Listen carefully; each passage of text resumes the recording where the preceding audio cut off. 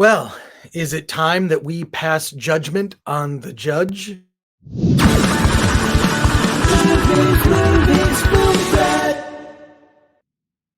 Welcome to the Film Threat Podcast. I am Chris Gore, and it is my mission to tell you about documentaries that you need to check out.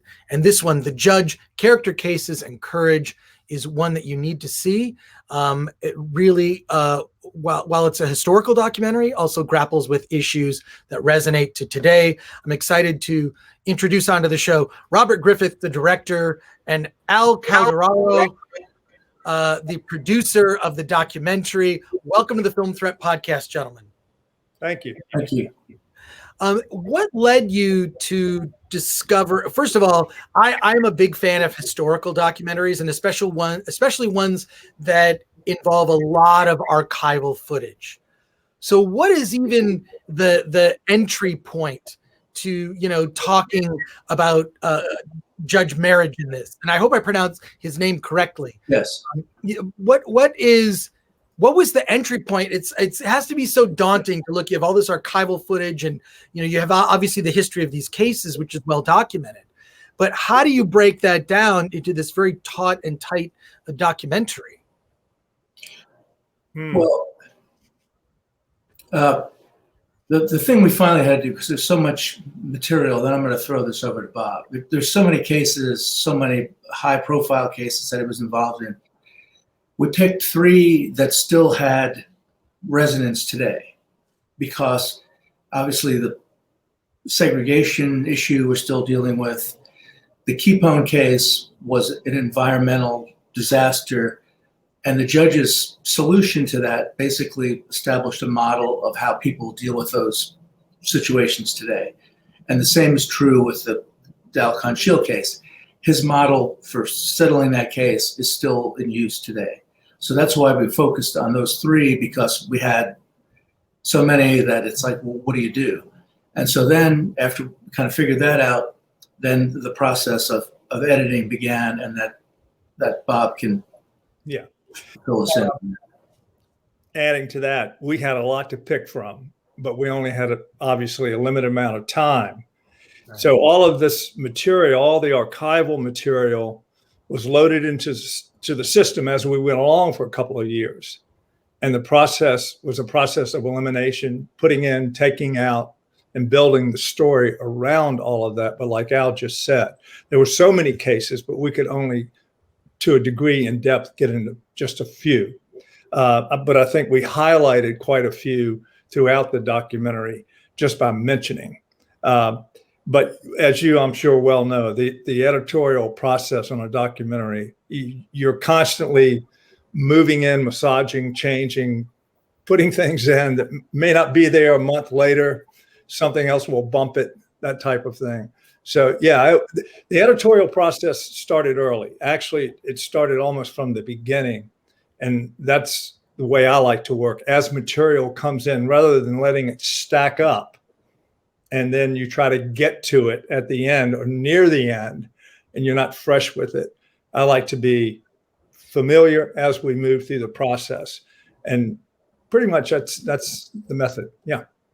What I find really interesting about the documentary is how much it drives home how important judges are, and what an influence they have on our lives. I proudly have voted in every election that I could vote in since I was old enough to vote. And the thing that has always baffled me is when you go down to vote and you get to the judges, I'm not as, and I consider myself very informed as a citizen, but when I get to the judges, I'm not as informed.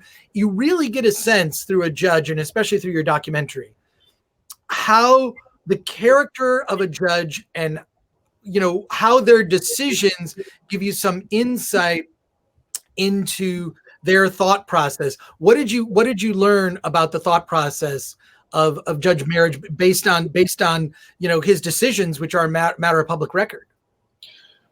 Well, yeah, what the judge always tried to figure out what was the right thing and what was the fair thing, and then obviously into that you factor in what's the legal thing. But his idea was that the courts are the great leveler, and this is where people come for justice, and people want their cases heard. So his guiding light was fairness. What's the right thing? For example, UVA, which had been single sex, had been all male since it was founded back in the early 1800s. And so the judge looked at it and said, okay, so we have a state-supported university that is closed to 50% of the taxpayers. That doesn't seem right to me. And so it's like, okay, you've got to admit women because it's a publicly supported institution. He believed that prisoners had a right to have their grievances heard in court. And so he would actually bring prisoners into court who were petitioning the court for various grievances. And then the state penitentiary here in Richmond started complaining about how hard it was to transport the prisoners. So the judge said, okay, we're coming to you. So he held court in the prison so that the prisoners could have their day in court. And as one of the former prisoners says in the film, the judge believed that the Constitution does not stop at the prison doors. Well, that is so remarkable in an age when you hear that so many are incarcerated and they're just pleading out their case. Right. Yeah. So, yeah. Well, you know, in part that's because it's hard to get competent representation, and the judge actually changed the law in the state of Virginia where before this one case that he heard, the state of Virginia did not have to provide counsel for death row prisoners. And this case came up where there was a guy who was subsequently found to be innocent based on DNA evidence, gets a letter from the attorney general, and the guy can't read or write. And they know this. They send him a letter saying, you're going to be executed in 2 weeks if you don't exercise your right to habeas corpus. So he got the letter, took it to one of his fellow death row inmates who read the letter and said, well, you know, you've got to do something about this because they're going to execute you in 2 weeks. So that prisoner petitioned the court. The judge heard the case. And then now the state of Virginia has to provide counsel to death row inmates if they can't afford it. But I mean, that was just another thing where this prisoner went in there and, you know, the judge let the guy plead the case, eventually sided with the prisoner against the state of Virginia and forced them to get counsel. But after the case, he also invited the prisoner into his chambers. So the prisoner comes in, he's shackled, accompanied by a guard, and the judge says, okay, he says to the guard, okay, let's take the shackles off and you go wait out in the hallway. So the guard says, well, I can't do that. I have to stay with him. So the judge says, okay, here's what we're going to do. You're going to take the shackles off him and you're going to go wait out in the hallway. So the guard says, well, I can't do that. So the judge says, okay, now here's what we're going to do. You're going to take the shackles off and you're going to go wait out in the hallway. So finally, the guard gets the message that this is the conversation until he takes the shackles off and goes out in the hallway, which is what happened. So then the judge encouraged him to pursue his legal studies while he was in prison. The guy was subsequently paroled after being in prison for 38 years and is now a paralegal and works for the Innocence Project, trying to free other prisoners who've been wrongly convicted.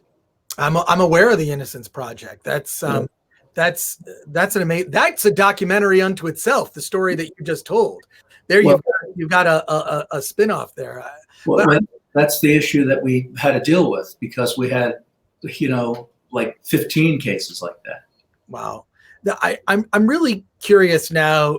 You describe the judge's character as being one who, looks at fairness and the law, and that's what one would hope for all judges. But I feel like just even the position of judge has been so politicized. I mean, in a perfect world, a judge would be politically agnostic and would just be, beholden to the law and the Constitution.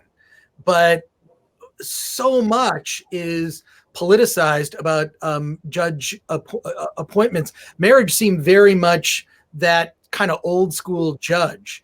Is your documentary kind of a reminder of this? This is a beacon. This is how things should be. Robert, would you mind addressing that? I think the judge, Robert Merhige looked at the rules. He looked at the law, and above all, that was the path he took.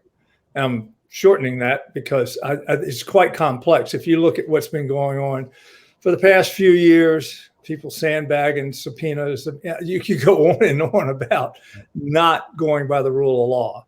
That was not his operation at all. And I think, in the film, there are several statements made by different people that it would be great if he was still around today, or a judge of that character and caliber. And I think that really comes out. And unfortunately, we are in a different climate, but I think that puts a lot of emphasis on the importance of this judge being heard from now. We reference history all the time. People that did great things are steadfast to the rule of law, but a lot of them seem to be in the past. So maybe he will help to bring some of the present people into that thinking, if that all works for you.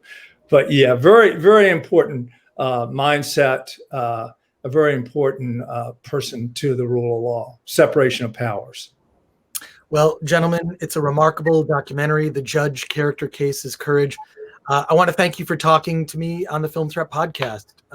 Seek out this movie. It's clearly a reminder of the type of character that we require in these challenging times from everyone in that position. So thank you so much.